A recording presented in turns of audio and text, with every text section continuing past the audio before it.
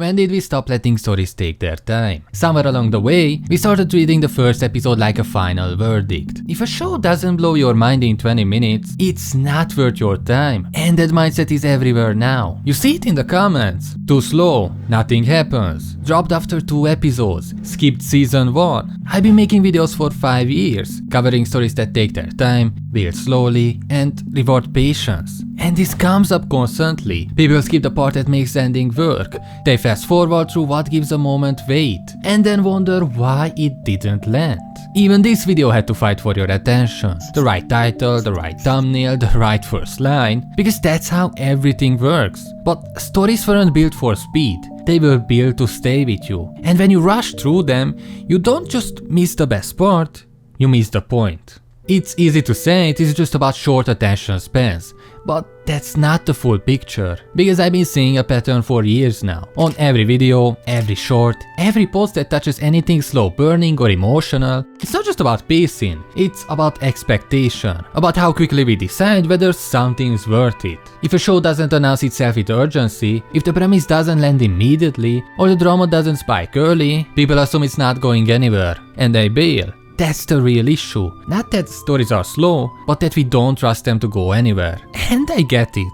With how many anime come out every season, how many recaps and TikToks and top 10 lists you scroll past every day, it's easy to treat everything like a pitch meeting. First impressions become final judgments, because no one wants to waste time. But that mindset doesn't just skip the slow parts, it skips the reason the fast parts hit. The twist only matters if you sit through the quiet. The emotional payoff only lands if you understand what it cost. When you skip straight to the highlight reel, it might look good, but it doesn't feel like anything. Clannad works because you sit with the characters first. You watch them laugh before you ever watch them cry. Steins Gate lands because it takes time being weird, awkward, mundane, until suddenly everything shifts. The Apothecary Diaries doesn't lure you in with flash. It just keeps building, layer after layer, trusting that you will notice the details before they become something bigger. But if you skip ahead, if you speed it up, if you only wait for the quote-unquote good part, then you are not actually watching the story. You are trying to shortcut to the feeling without doing what it takes to feel it. And that is the real loss here.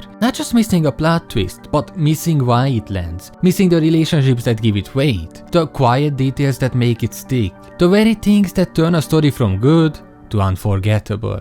And all of this, it didn't happen by accident. We don't just watch stories anymore, we consume them. We track what's trending, drop what doesn't hit fast enough, and if something doesn't grab us immediately, we move on. Not because we are impatient, but because everything is built to make us feel like we are falling behind. There is always something new, another show, another must-watch, another moment you are not part of yet. So you start to treat stories like items on a checklist. Watch, read, move on.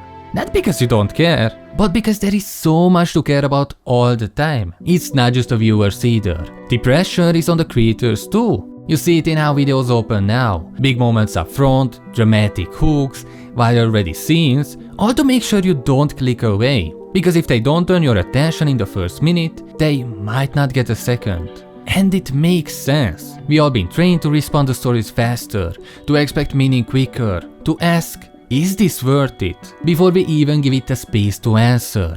But the more we rely on that instant feeling, the more we stop trusting the slow build, the mood, the characters, the silence. And when that happens, we stop asking what the story is trying to say. We only care how fast it says it. And if it doesn't move fast enough, we assume it's not saying anything at all.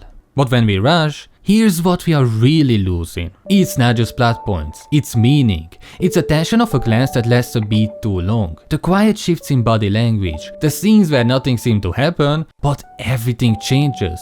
These are the moments that breathe life into a story. And if you hurry past them, you are not skipping filler. You are skipping the story. Take Steins Gate.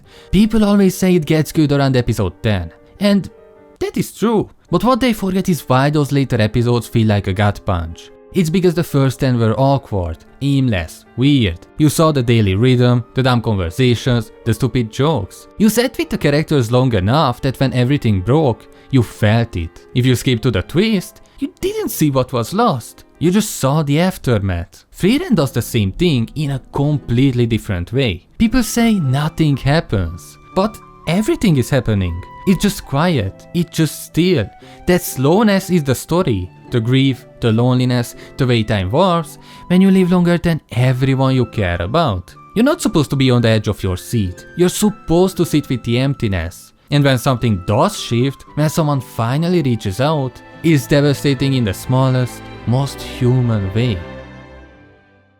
Clannad might be the best known example of this. Season 1 isn't just a setup, it's essential. You watch the characters grow, bond, and stumble through awkward high school days. You sit through quiet afternoons and small arguments. Because when the story shifts, when life starts to hit harder, those ordinary moments become the emotional core. If you skip to after story, you don't get the heartbreak. You don't understand what's being broken, because you never saw it all.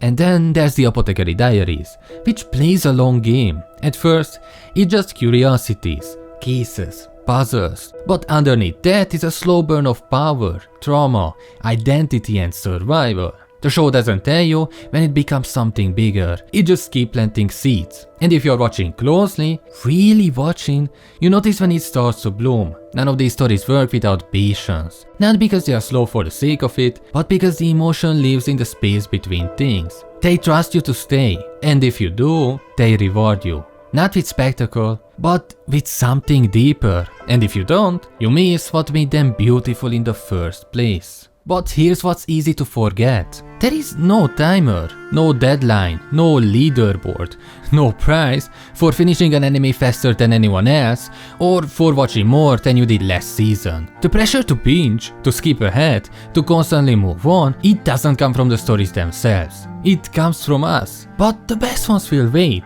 Freerun will still be there next week. Steins Gate won't disappear if you take a break. The Apothecary Diaries isn't going to vanish because you didn't watch it the day it aired. The experience doesn't expire. You are not behind. You are just arriving at your own pace. We act like letting something breathe is a waste of time, but it's the opposite. The slower moments, the pauses, the spaces between the plot, they give everything else weight. They are where the characters settle in, where the emotion lingers, where the story gets a chance to become something more than just a checklist of events. Rushing turns all of that into noise. You might get to the ending faster, but it won't land the same. You will glide past the softness that makes a show special. You will move past the glance, the silence, the moment that didn't shout, but meant everything. So take your time, let an episode sit, rewatch a quiet scene, not because it was plot relevant, but because it made you feel something. Let the slow parts do what they are meant to do, because the best stories don't need to impress you instantly, they just need time.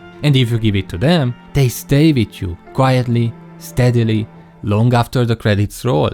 And maybe the most important thing, most of the shows we call masterpieces didn't start that way. Mob Psycho 100 spent an entire season setting up its world, its tone, its heart, before anyone realized it might be something special. Made in Abyss opened quietly, with wide-eyed open curiosity and simple exploration, long before the darkness arrived. Even Attack on Titan, for all its bombast, took years to evolve into the layered story people now remember. They weren't born iconic, they built toward it, and the way they got there wasn't through constant spectacle or endless twists. It was through pacing, through trust, through the kind of writing that values growth over shock, that lets you live with its characters instead of just watching them perform. That's what people remember. The vulnerability, the tension that simmers before it breaks, the slow, aching build up to a moment that finally hits. Not because it was loud, but because it was earned. You can't shortcut that. Watching faster won't make it better. It will just make it shallower. Because greatness, the kind that lasts, the kind that stays with you, isn't made of highlights. It's made of time, of repetition, of small things accumulating until suddenly they are not small anymore. When a show makes you feel something real, it's almost never because of one moment. It's because of everything that led up to it. That's the part that matters. And it only works if you let it. Let stories take their time, and let yourself be surprised by how much they give back. And if you want to see how some of the slowest shows built a world where even silence has weight, the world building video is waiting for you. Thanks for watching, like, subscribe, goodbye.